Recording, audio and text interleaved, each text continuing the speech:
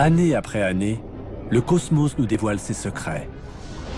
Ses explosions d'étoiles, ses gigantesques trous noirs, ces impressionnants nuages de gaz.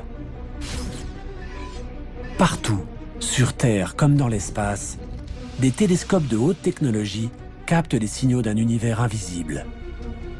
D'un cosmos dont la taille, l'âge et la violence sont à peine concevables. Les télescopes élargissent sans cesse notre champ d'observation de l'univers.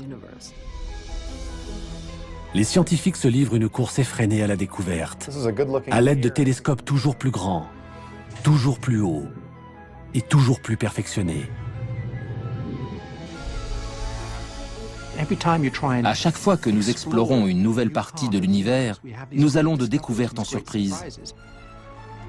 Tout au long du XXe siècle, les télescopes nous ont livré des images provenant d'au-delà de notre planète, d'au-delà de notre galaxie, nous dévoilant des phénomènes qui dépassent notre imagination, comme la naissance de notre univers, la matière invisible ou le mystère de l'énergie noire. Quant à la question du destin ultime de notre univers, elle reste encore en suspens. L'énergie noire est une des clés qui nous permettra de comprendre le sort de l'univers. L'expansion de l'univers est-elle infinie?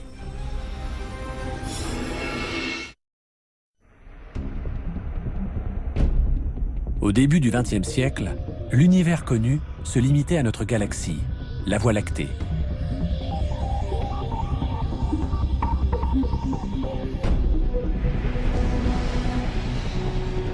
Depuis, nous sommes entrés dans l'âge d'or des découvertes cosmiques. Les télescopes repoussent les limites de notre compréhension du cosmos.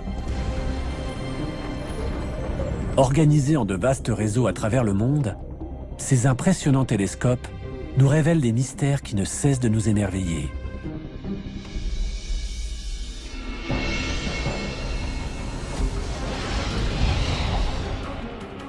Nous contemplons, ébahis, la beauté des planètes de notre système solaire, les majestueux anneaux de Saturne, ou la course folle des nuages à la surface de Jupiter. Mais au-delà de notre système solaire, nous découvrons l'existence d'exoplanètes, orbitant autour d'autres soleils. Et par-delà notre galaxie, ce sont des centaines de milliards d'autres galaxies, comme celle d'Andromède, du Sombrero ou du Tourbillon, qui comptent chacune des centaines de milliards d'étoiles. Nous avons détecté des trous noirs gigantesques, tournoyant furieusement au cœur de certaines galaxies, dont la nôtre. Nous avons assisté à des supernovas, des explosions d'étoiles, à des millions d'années-lumière de la Terre, qui éjectent à des vitesses spectaculaires des gaz atteignant des températures phénoménales. Et à l'intérieur d'épais nuages de gaz et de poussière, s'élevant à plusieurs milliards de kilomètres, nous avons décelé la naissance de nouvelles étoiles. Les télescopes élargissent sans cesse notre champ d'observation de l'univers. Aujourd'hui, les télescopes les plus perfectionnés nous livrent des mystères jusqu'alors invisibles, que nous commençons seulement à comprendre. La matière noire, la trame invisible sur laquelle tout notre cosmos est bâti. Et l'énergie noire, une force invisible, mais d'une telle puissance qu'elle repousse les limites de notre univers. À chaque fois que nous explorons une nouvelle partie de l'univers, nous allons de découverte en surprise.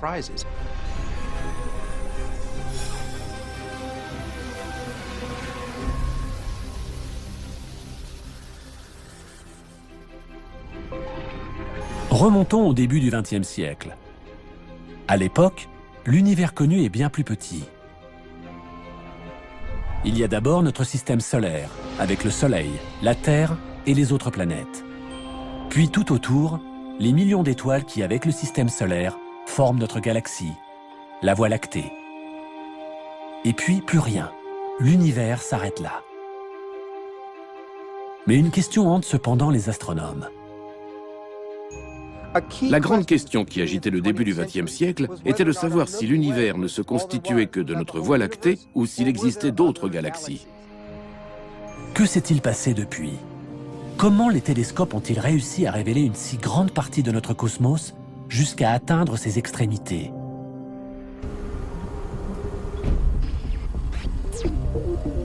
Une petite révolution voit le jour au début des années 1900.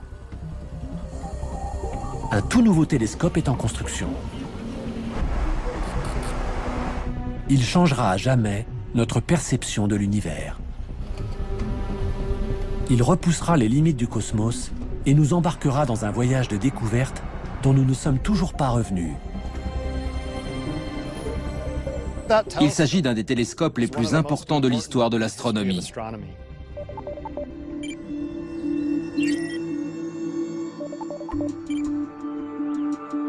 Voici comment tout a commencé. L'astronome que vous voyez là est en train de gravir le mont Wilson, qui du haut de ses 1742 mètres, domine la ville de Pasadena en Californie. Son but? Dépasser les nuages et la brume de la basse atmosphère qui déforment les images télescopiques. Il souhaite étudier la possibilité de construire un observatoire au sommet de ce mont, car l'air y est d'une grande pureté.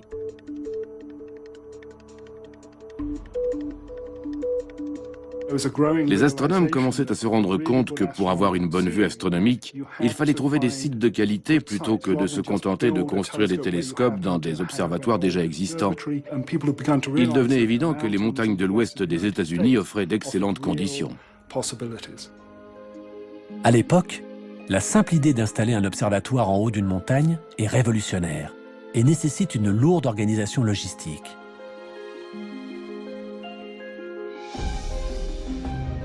Prudemment, des centaines de tonnes de béton et d'acier sont acheminées sur d'étroits chemins de montagne. Mais la pureté du ciel en vaut la peine.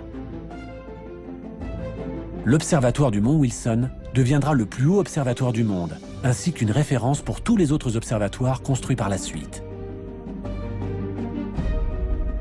L'homme à l'origine de cet observatoire s'appelle George Ellery Hale. Il s'est donné pour objectif de résoudre le plus grand mystère du cosmos, découvrir s'il existe quelque chose au-delà de notre galaxie.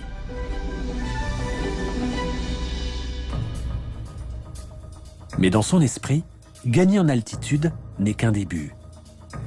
Pour pouvoir voir jusqu'au fin fond du cosmos avec la plus grande clarté, son observatoire doit être équipé du plus grand télescope du monde. Les télescopes sont une sorte de réservoir à lumière. Plus un télescope est grand, plus il peut recevoir de lumière et détecter ainsi les étoiles les plus discrètes. Mais Hale rencontre un obstacle de taille.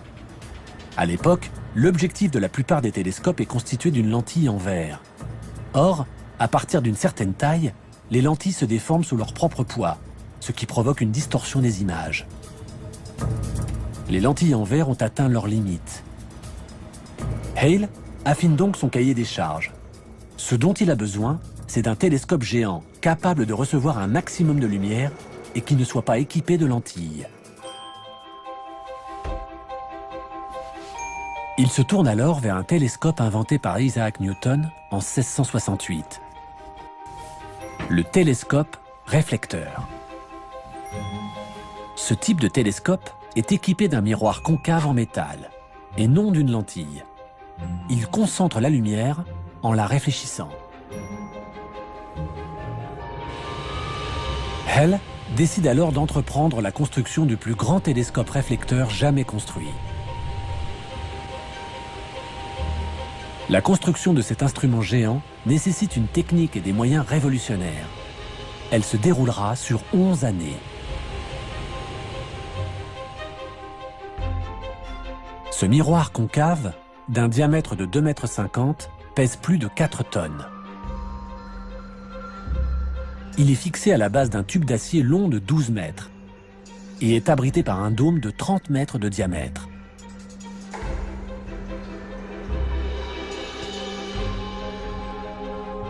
C'est finalement en 1917 que les foules médusées viennent admirer le plus grand télescope jamais construit au monde. The scientific eye of America. To this mecca of stargazers flock astronomers from all nations.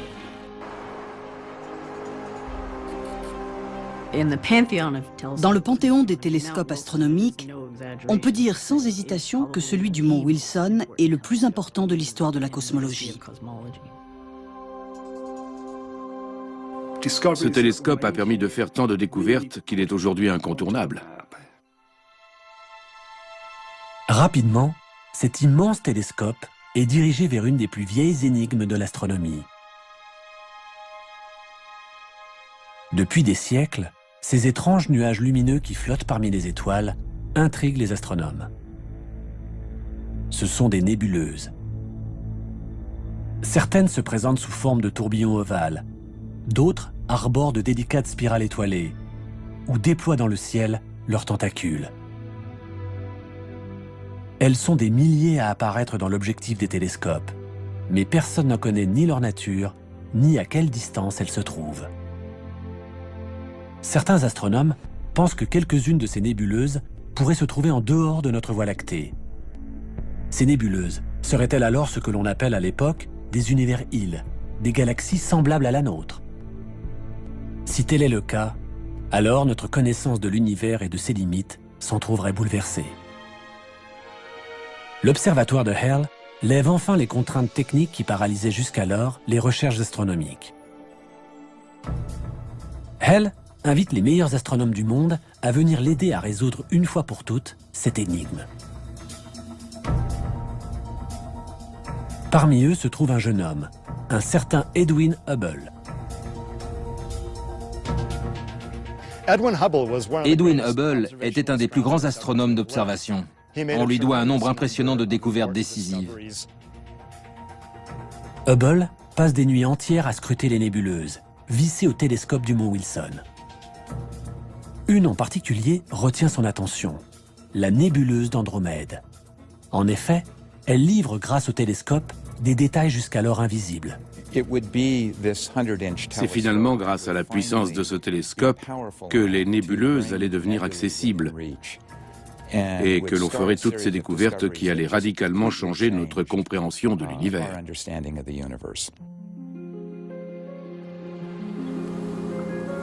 Hubble arrive à distinguer des étoiles à l'intérieur de la nébuleuse d'Andromède. Mais pour savoir s'il s'agit réellement d'un univers-île, qui se trouverait en dehors de la Voie lactée, il doit d'abord trouver à quelle distance elle se trouve de la Terre, ce qui est plus facile à dire qu'à faire.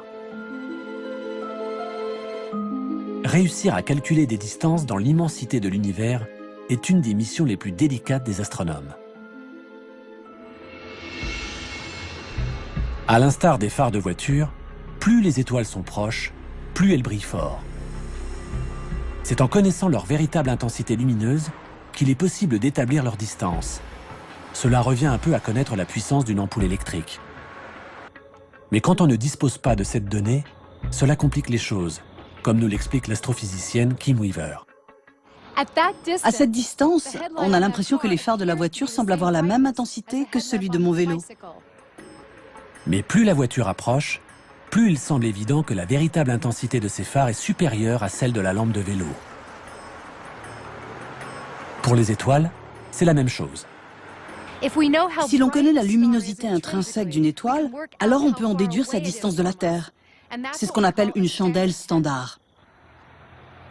Heureusement pour Hubble, des astronomes venaient de découvrir un certain type d'étoile dont il était possible de calculer la luminosité absolue. Il s'agit des étoiles variables céphéides. Elles se reconnaissent à la variation périodique de leur luminosité. Il ne reste plus à Hubble qu'à trouver une de ces étoiles dans la nébuleuse d'Andromède.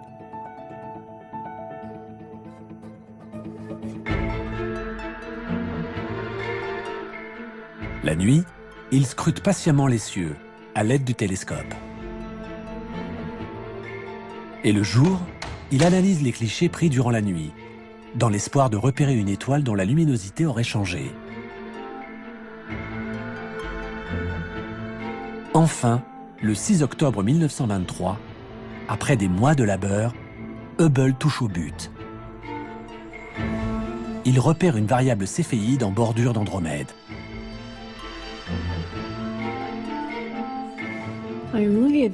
Voici le cliché original d'Edwin Hubble, sur lequel il a trouvé la première céphéide de la galaxie d'Andromède.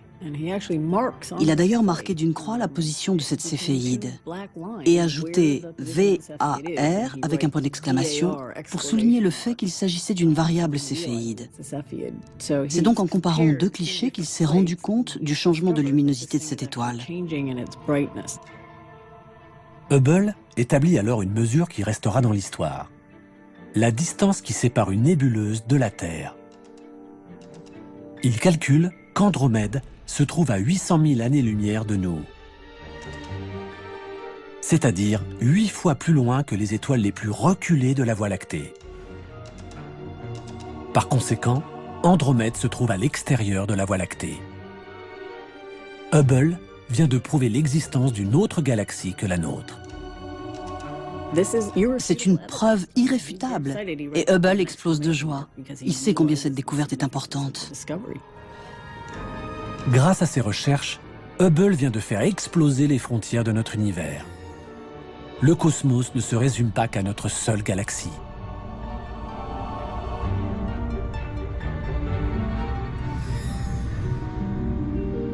Hubble découvre ensuite qu'Andromède n'est pas unique et qu'il existe encore des douzaines de nébuleuses qui sont en fait des galaxies. Les recherches de Hubble ont révolutionné notre vision de l'univers. Aujourd'hui encore, les télescopes les plus puissants au monde ne font qu'explorer l'univers découvert par Hubble. Capables de voir à des milliards d'années-lumière, ils ont fait connaître les centaines de milliards de nouvelles galaxies, comptant chacune plus de 100 milliards d'étoiles, qui emplissent l'univers. Multipliez tous ces chiffres entre eux, et vous obtiendrez plus d'étoiles dans le ciel que tous les grains de sable des déserts et des plages de la Terre entière. En l'espace d'un instant, l'univers est devenu des centaines de milliards de fois plus grand. Hubble, en prouvant l'existence d'autres galaxies en dehors de la nôtre, donne presque une dimension d'infini à notre univers.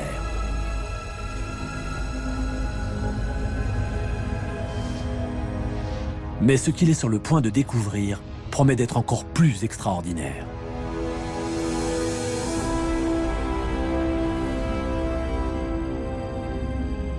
Au cours des années précédentes, certains astronomes avaient remarqué que de nombreuses nébuleuses, identifiées ensuite par Hubble comme des galaxies, s'éloignaient de nous. Hubble s'attache maintenant à en connaître la raison et commence par effectuer des analyses sur la lumière elle-même. Il utilise pour cela une méthode mise au point dans les années 1800. Voici un spectroscope construit vers 1880. Il fait partie de la première génération d'instruments utilisés pour étudier la lumière du Soleil. C'est le genre d'instrument qui a transformé l'astronomie, parce qu'il permet de décomposer la lumière comme jamais on n'aurait pu l'imaginer. Le spectroscope fait apparaître le spectre de la lumière blanche sous forme d'un arc-en-ciel de couleurs. Ce spectre contient des informations utiles pour comprendre le déplacement des étoiles. La lumière se compose d'ondes. Chaque couleur a sa propre longueur d'onde. La longueur d'onde de la lumière bleue est courte, tandis que celle de la lumière rouge est plus longue. Mais quand une galaxie fuse à travers l'univers, on peut observer depuis la Terre une variation de sa longueur d'onde. Si la galaxie se rapproche de la Terre, sa longueur d'onde se rétrécit et apparaît dans les tons bleus. Si la galaxie s'éloigne de nous, alors sa longueur d'onde s'étale et tire vers le rouge. C'est ce que l'on appelle le décalage vers le rouge. Ce phénomène peut servir de compteur de vitesse cosmique. Plus la vitesse d'éloignement de la galaxie est importante, plus sa longueur d'onde se décalera vers le rouge.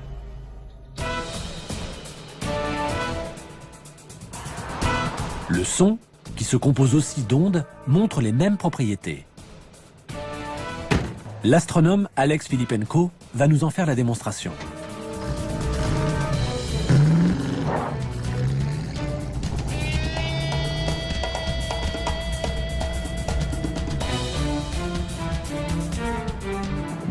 Ça va être amusant. Je vais klaxonner. C'est parti. Le ton du klaxon est constant, bien que la voiture soit en mouvement.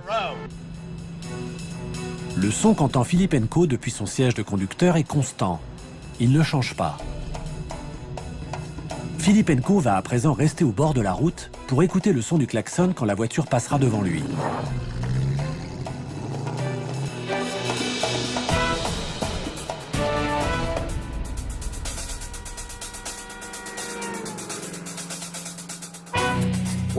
Tant que la voiture approchait de moi, les ondes du klaxon étaient comprimées, donc le son était plus aigu. Mais quand elle a commencé à s'éloigner, les ondes se sont allongées et le son semblait plus grave. On a entendu... Si cette voiture bleue avait roulé beaucoup plus vite, alors la haute fréquence de la lumière bleue se serait étirée et la couleur bleue aurait tiré vers le rouge. Nous aurions vu la voiture rouge. C'est ce qu'on appelle le décalage vers le rouge.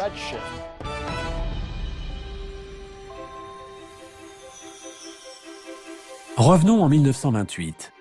Hubble décide d'étudier le décalage vers le rouge de ces nouvelles galaxies, afin de connaître leur vitesse de déplacement. Il établit un tableau des vitesses des galaxies proches ou plus lointaines.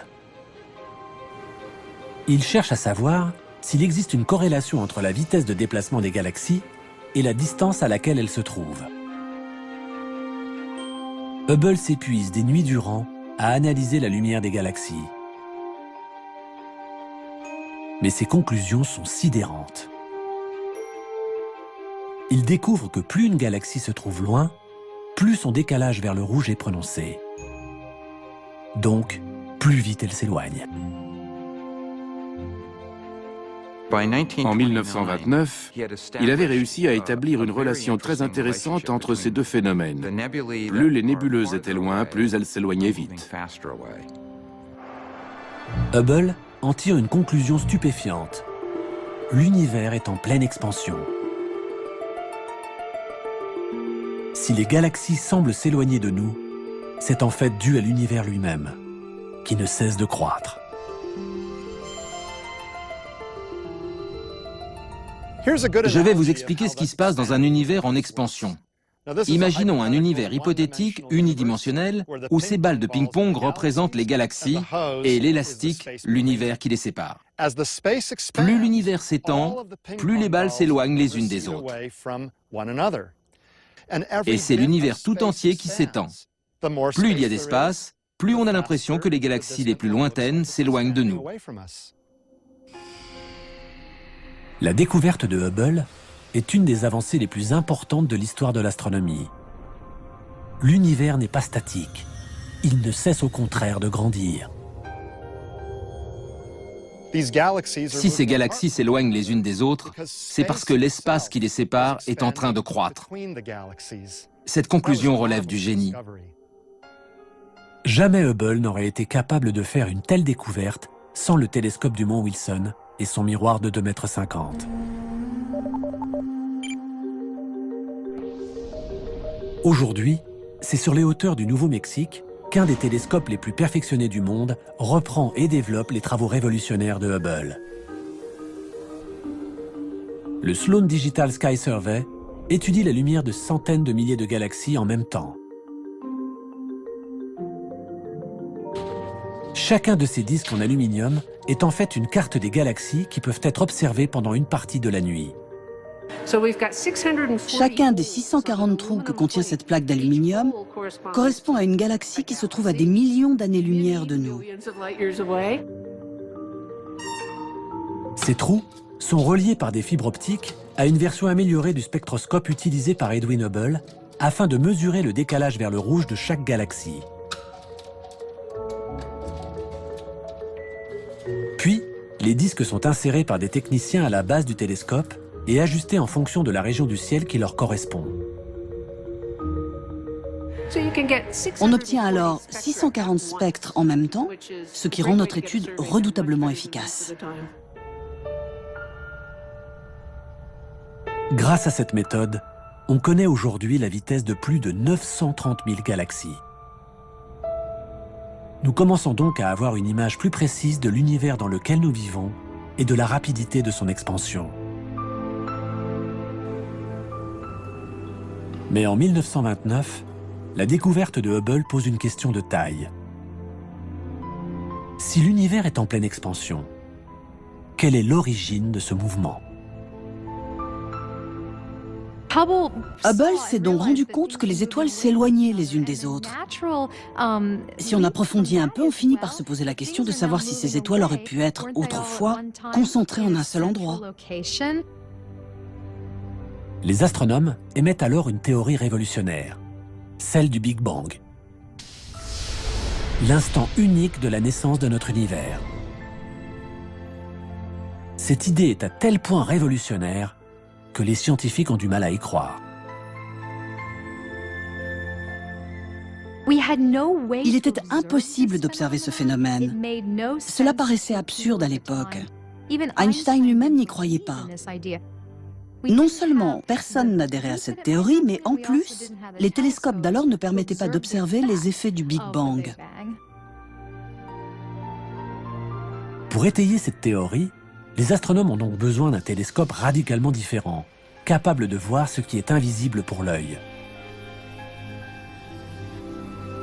Au-delà des couleurs que notre œil perçoit, se trouvent les rayons du spectre électromagnétique invisibles à l'œil nu. Les rayons gamma, les rayons X, les ondes radio, les micro-ondes sont d'une importance cruciale pour les astronomes. Ils peuvent expliquer quelques-uns des épisodes les plus violents de notre univers.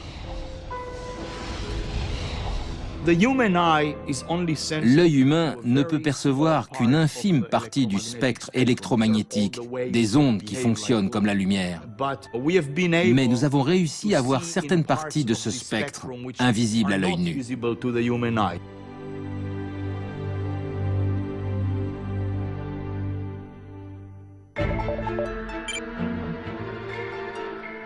1964. Les astronomes Arno Penzias et Robert Wilson testent un nouveau radiotélescope. Son antenne géante leur permet de mesurer les micro-ondes et les ondes radio présentes dans l'espace, grâce à la chaleur qu'elles dégagent. Selon leurs calculs, les étoiles de notre Voie lactée devraient émettre une faible chaleur. Mais lorsqu'ils dirigent leur antenne vers l'espace intersidéral, où normalement ils ne devraient rien capter, le télescope, contre toute attente, enregistre quelque chose.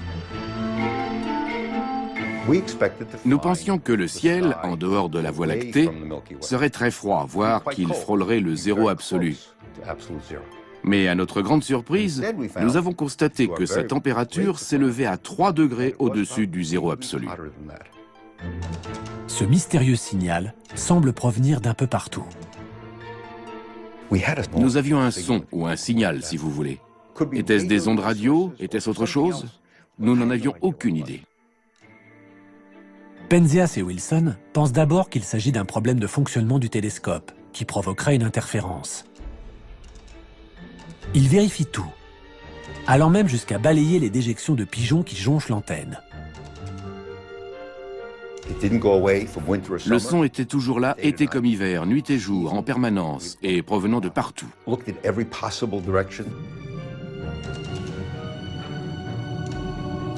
Étaient-ce les restes d'une explosion nucléaire ou des particules chargées qui flottaient dans l'atmosphère? Comment savoir? Penzias et Wilson sont dans une impasse. Mais ils entendent parler de travaux menés par une équipe de scientifiques un peu plus loin dans leur rue, à l'université de Princeton. Robert Dicke et ses collègues viennent de démontrer qu'il devrait être possible de capter la rémanence du Big Bang. Ils en ont même calculé la température qui devrait atteindre les 3 degrés Kelvin au-dessus du zéro absolu. J'ai donc appelé au bureau de Robert Dicke et je suis tombé sur lui. Et j'ai appris plus tard qu'après avoir raccroché, il s'est tourné vers ses collègues et leur a dit « Messieurs, nous avons été doublés. Penzias et Wilson viennent sans le savoir de trouver la première preuve physique de l'existence du Big Bang. Ce signal, capté par leur radiotélescope, est la rémanence de la naissance de l'univers, ou fond diffus cosmique. Aujourd'hui encore, cette découverte est une des plus importantes de tous les temps. Nous entendions l'écho de la création. En 1978, Penzias et Wilson reçoivent le prix Nobel.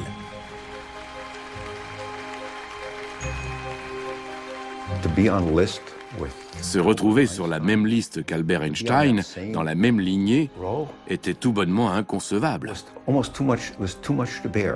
Comment se comparer à toutes ces personnalités qui avaient reçu des prix Nobel? Cette découverte, en 1964, de l'écho de la radiation du Big Bang a été la toute première preuve d'un Big Bang chaud de l'origine de l'univers. Penzias et Wilson avaient donc mis le doigt sur une preuve directe du Big Bang. Mais il faudra attendre encore 37 ans et l'arrivée d'une technologie micro-ondes bien plus sophistiquée pour comprendre comment le Big Bang a pu créer l'univers tel que nous le connaissons aujourd'hui.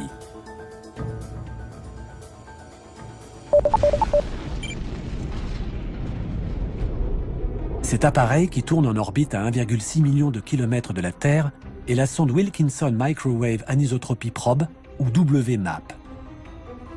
Il s'agit d'une version très avancée de l'antenne géante de Penzias et Wilson, équipée de 2 télescopes réflecteurs.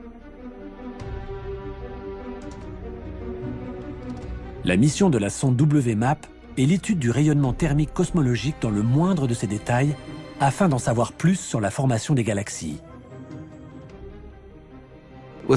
Avec la WMAP, nous tentons de remonter jusqu'aux tout premiers instants de l'univers. 1 an après la mise en orbite de la sonde, les premiers résultats sont cartographiés. Les résultats de l'observation étaient étonnants. Au lieu d'une radiation diffuse homogène, nous mesurions des changements de température d'1 millième de pourcentage sur tout l'univers. La WMAP décèle d'infimes fluctuations de température. Le contraste flagrant des changements de température que l'on peut voir ici, qui vont du plus chaud représenté par le rouge au plus froid en bleu, ne sont en fait que des variations de quelques millionièmes de degrés. Ces variations sont donc infimes, mais elles révèlent à l'échelle du ciel des informations d'une importance capitale pour nous. Ces minuscules points rouges correspondent à des endroits où la matière semble se concentrer et où des noyaux de galaxies finiront par apparaître. Ces indices, ces preuves, nous donnent des renseignements cruciaux sur l'origine des étoiles et des galaxies. Grâce à la sonde WMAP, les astronomes recueillent des informations sur les premiers instants de l'univers qui ont suivi le Big Bang. Nous pouvons en déduire ce qui s'est passé au cours du premier milliardième de la première seconde de l'univers. Je trouve vertigineux de pouvoir remonter si loin dans l'histoire de l'univers. La précision de la sonde WMAP permet aussi aux astronomes de résoudre une autre des grandes énigmes du cosmos: l'âge exact de l'univers. Pour la première fois, les astronomes disposent d'un chiffre précis. Nous savons aujourd'hui que l'univers a environ 13,7 milliards d'années. C'est beaucoup, mais ce n'est pas infini, alors que cela aurait pu être le cas. C'est là une autre des grandes découvertes scientifiques du XXe siècle. Jamais aucun autre télescope n'a été capable de nous faire voyager aussi loin de la Terre et aussi près de la naissance du cosmos. Il nous donne à voir les frontières de l'univers et nous en dévoile des détails insoupçonnés. Mais les micro-ondes qu'il enregistre sont invisibles pour l'œil humain. Sera-t-il possible un jour de contempler les toutes premières galaxies de l'univers de nos propres yeux, dans la lumière visible? Oui, mais pour cela, les télescopes optiques devront bénéficier eux aussi d'une avancée technologique qui les fera prendre leur envol. Liftoff of the Space Shuttle Discovery with the Hubble Space Telescope, our window on the universe. La NASA lance le télescope le plus célèbre jamais construit. Si vous demandez à n'importe quel passant dans la rue de citer le nom d'un télescope, on vous répondra Hubble.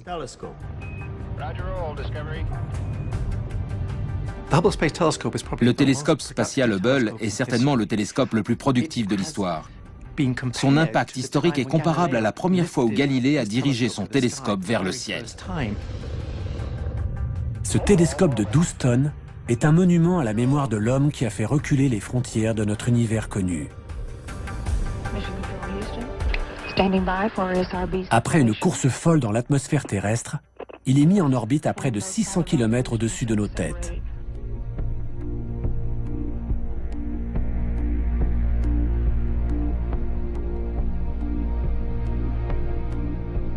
Depuis que Hale avait fait construire un observatoire sur une montagne, les astronomes rêvaient de pouvoir envoyer un télescope dans l'espace.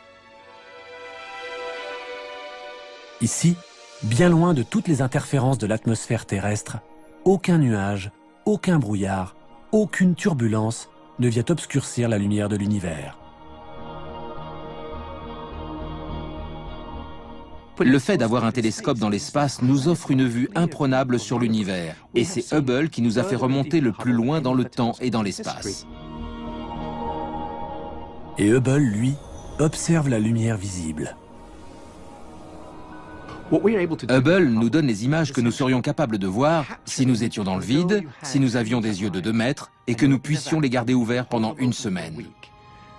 Voilà ce que nous verrions. Ce ne sont pas des images de synthèse, ce sont des photos numériques. Ces photos étonnantes de clarté, prises par Hubble, sont les images les plus extraordinaires qui nous soient parvenues de l'univers. Des restes d'explosions d'étoiles qui fusent dans l'espace. D'immenses nuages de gaz et de poussière d'où naissent de nouvelles étoiles. De lointaines galaxies tourbillonnant dans l'espace et qui, entrant en collision, créent de nouvelles supergalaxies. Je crois que mon image préférée est celle de la nébuleuse Papillon. C'est une nébuleuse dont s'échappent des gaz à presque 1 million de km/h.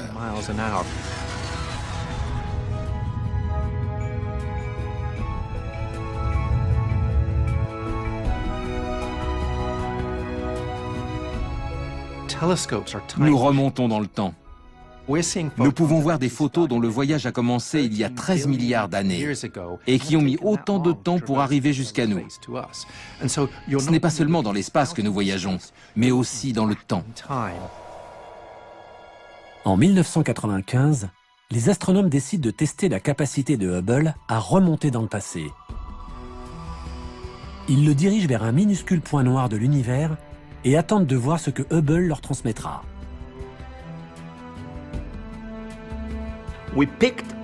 Nous avons choisi une microscopique partie du ciel où il n'y avait rien, du moins rien de spécial. Nous avons fixé pendant 10 jours un point noir dans le ciel. C'est comme si on avait demandé à Hubble d'espionner par un ridicule petit trou de serrure de notre galaxie l'univers qui s'étendait derrière. La taille de ce trou ne dépassait pas le diamètre d'une paille. Mais ce que voit Hubble est fascinant. Et dans cette infime partie du ciel, nous avons compté 10 000 galaxies. Chaque point lumineux que vous voyez sur cette image représente une galaxie composée d'une centaine de milliards d'étoiles telles que le Soleil. Cette image s'appelle le champ profond de Hubble. On peut y voir des galaxies d'une luminosité 4 milliards de fois plus faible que ce que l'œil humain est capable de percevoir. Cette lumière a commencé son voyage il y a des milliards d'années. S'il y a bien une image qui nous donne une idée de la taille et de la profondeur de l'univers, c'est celle-ci. Chaque mission d'entretien de Hubble a été l'occasion pour les astronautes d'améliorer sa résolution optique. La dernière mission de la NASA, qui remonte à 2009, a permis d'obtenir l'image d'un nouveau champ profond qui révèle les galaxies les plus lointaines jamais vues, datant de seulement 600 millions d'années après le Big Bang. Nous voyons aussi loin qu'il est possible de voir, puisque nous remontons à l'époque de la naissance des galaxies. Le télescope spatial Hubble ne cesse de produire des images toutes plus étonnantes les unes que les autres. Je pense que Hubble est en un sens unique en son genre dans l'histoire de la science. Il a déclenché la fièvre des grandes découvertes. Et chaque homme, chaque habitant de cette terre, se l'est en quelque sorte approprié.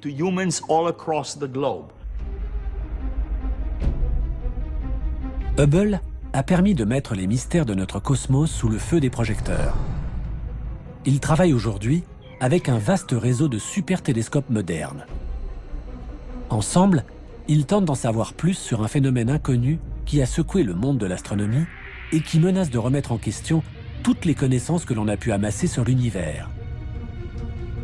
Une force énigmatique que l'on a baptisée énergie noire. L'énergie noire est une énigme absolument totale.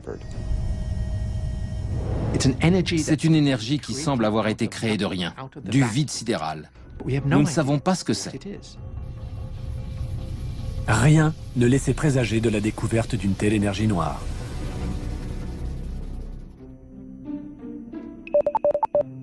Au milieu des années 90, l'observatoire Keck, construit sur Mauna Kea, le plus haut sommet de Hawaï, accueille une équipe d'astronomes parmi lesquels se trouve Alex Filippenko.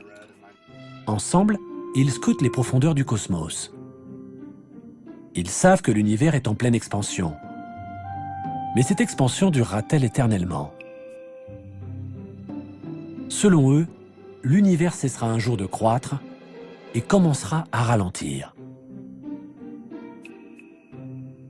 Quand je jette en l'air cette pomme, elle subit la force gravitationnelle de la Terre qui la fait ralentir, s'arrêter et inverser son mouvement. De la même manière, toutes les galaxies pourraient un jour ralentir, puis stopper l'expansion de l'univers. Et cela pourrait être suivi par une contraction de tout l'univers, par un Big Crunch. L'univers pourrait-il être en train d'inverser son mouvement? Pour mesurer la vitesse des frontières de l'univers, les astronomes ont besoin des télescopes les plus puissants de la Terre. Les miroirs des deux télescopes Keck sont véritablement gigantesques. Ils mesurent 10 mètres de diamètre. Ils ont en outre la particularité de ne pas être constitués d'un seul disque de verre, mais de 36 miroirs hexagonaux. L'image qu'ils donnent est d'une clarté exceptionnelle. Les télescopes Keck sont de fantastiques outils. Ils nous permettent de voir des galaxies qui se trouvent aux confins de l'univers visible, à 10, 11 ou même 12 milliards d'années-lumière. Pour connaître la véritable distance à laquelle se trouvent ces galaxies lointaines, les astronomes ont besoin d'une chandelle standard, une étoile qui pourrait servir de maître étalon cosmique. Il y aurait bien les étoiles variables céphéides, dont se servait Edwin Hubble, mais la distance est si grande que leur luminosité serait trop faible. Les astronomes se mettent donc à rechercher dans ces galaxies un type d'étoile bien spécifique, remarquablement brillante. Quand une étoile meurt, elle provoque une explosion d'une violence à peine imaginable. C'est ce qu'on appelle une supernova. Une supernova est une explosion d'étoiles. La mort d'une étoile n'aboutit pas systématiquement à une explosion, mais quelques étoiles se disloquent intégralement et provoquent une gigantesque, une colossale explosion. Encore faut-il trouver le bon type d'explosion d'étoiles. Les astronomes recherchent une supernova dont l'explosion s'accompagne d'une luminosité extrêmement intense et consistante. Une supernova de type 1A. C'est une sorte d'explosion nucléaire incontrôlable. Ce sont de véritables bombes nucléaires. Et malgré les milliards d'années-lumière qui nous séparent de ces galaxies, les astronomes finissent par y trouver une supernova de type 1A. Ça y est, regarde. Là, c'est un peu flou. Ils peuvent à présent mesurer le décalage vers le rouge de ces galaxies lointaines pour en calculer la vitesse d'éloignement. Enfin, en 1998, après des années de recherche, tombe un résultat auquel personne ne s'attendait. L'expansion de l'univers n'est absolument pas en train de ralentir. Elle s'accélère. À notre grande surprise, nous nous sommes rendus compte que la vitesse d'expansion de l'univers avait augmenté. Au lieu de ralentir, elle accélérait. Comme si ma pomme faisait zoom, comme ça. Cette conclusion était hallucinante. Une force mystérieuse, impossible à voir, est donc en train de défier la gravité et de repousser toujours plus loin les frontières de l'univers. Les astronomes ont donné à cette force le nom d'énergie noire. Il est possible que la théorie de la gravité d'Einstein soit incomplète et que cette énergie révolutionne quelques-unes des lois fondamentales de la physique. Mais la nature exacte de l'énergie noire et l'influence qu'elle exerce sur notre univers sont autant de questions qui restent actuellement sans réponse. L'énergie noire est une des clés qui nous permettra de comprendre le sort de l'univers. Son expansion sera-t-elle infinie ? L'accélération va-t-elle continuer? Va-t-elle même s'accélérer? Si c'est le cas, l'univers risque de se déchirer. La seule chose dont les astronomes soient sûrs, c'est que cette énergie noire remplit la majeure partie de l'univers. Depuis, nous avons découvert que cette énergie noire constitue 72% de la densité d'énergie de notre univers. Et malgré cela, nous ne savons pas ce que c'est. Pour vous faire comprendre la taille de l'énigme devant laquelle nous nous trouvons, prenons l'exemple de la Terre qui est recouverte à 70% d'eau.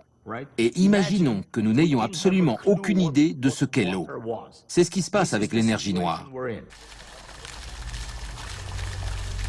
Et comme si un seul mystère invisible ne suffisait pas, les scientifiques du laboratoire de la NASA, dédiés à la propulsion à réaction, sont en train d'étudier une substance invisible, tout aussi mystérieuse, la matière noire. La matière noire est invisible. On ne peut la voir qu'en observant la distorsion des objets qui se trouvent derrière. Les images prises par le télescope Hubble servent aussi à présent à localiser la matière noire dans l'univers. On peut voir sur les photos que cette substance invisible dévie la lumière. Ce phénomène est comparable à ce qui se passe dans une piscine. Quand on jette une pièce au fond d'une piscine et qu'on la suit du regard, elle ne disparaît pas de notre vue, parce que la lumière réfléchie par la pièce traverse l'eau. L'eau est en quelque sorte invisible. Mais la pièce semble un peu déformée parce que le trajet qu'emprunte la lumière n'est pas droit. Il est déformé par l'eau avant d'atteindre notre œil. La matière noire a les mêmes propriétés. Elle exerce un fort pouvoir gravitationnel sur la lumière qui provient des galaxies lointaines. Ce que nous voyons ici est la lumière d'une galaxie lointaine qui vient vers nous en passant au travers de cette matière noire. Et on voit bien qu'en la traversant, son trajet est modifié. Les astronomes ont calculé que cette matière noire remplit 23% de l'univers. Ajoutez à cela l'énergie noire, et il ne reste plus que 5% de l'univers qui ne soit pas invisible.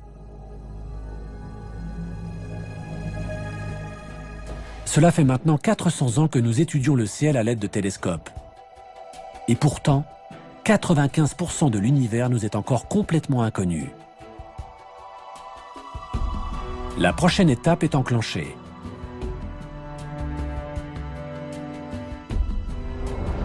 Une nouvelle génération de télescopes, propulsés dans l'espace, installés sur les plus hauts sommets de nos montagnes ou enfouis à des kilomètres sous terre, se prépare à révolutionner une fois de plus notre compréhension de l'univers. Notre connaissance de l'univers dépend exclusivement des télescopes. Ils sont notre unique moyen d'exploration. Nous sommes en train de concevoir des télescopes géants qui nous aideront à avancer sur des sujets fondamentaux, tels que la nature de l'univers, sa composition ou la possibilité d'une vie extraterrestre.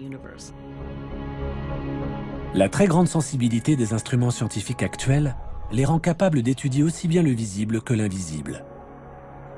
Ce sont eux qui nous livreront les clés des plus grands mystères de notre cosmos. Nous sommes sur le point de découvrir la partie invisible de notre univers.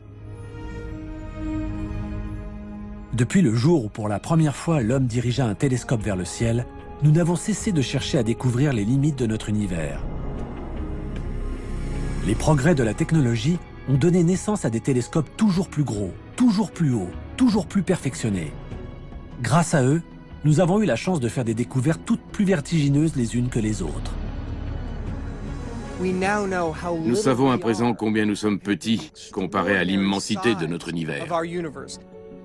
Nous sommes même sur le point de découvrir des planètes sur lesquelles pourraient se développer des formes de vie. Y a-t-il des planètes semblables à notre Terre? La vie existe-t-elle ailleurs? Nos futurs télescopes pourraient bien être capables de répondre à ces questions. Étape par étape, nous avons franchi les limites de notre planète, puis de notre galaxie, dépassé ensuite des centaines de milliards d'autres galaxies et atteint les confins de notre univers. Nous sommes virtuellement remontés jusqu'au Big Bang et à l'origine des temps. Les télescopes remettent en question tout ce que nous pensions savoir de notre planète et de sa place dans l'univers. Qui sait ce que nous réserve l'avenir? Il faudra faire le point dans un siècle. Je pense qu'une fois de plus, tout notre savoir aura volé en éclats.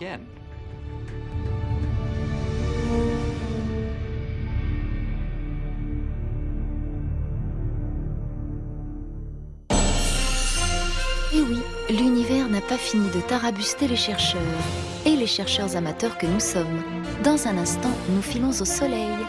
Et pour les bonus, cliquez sur arte.tv/étoile.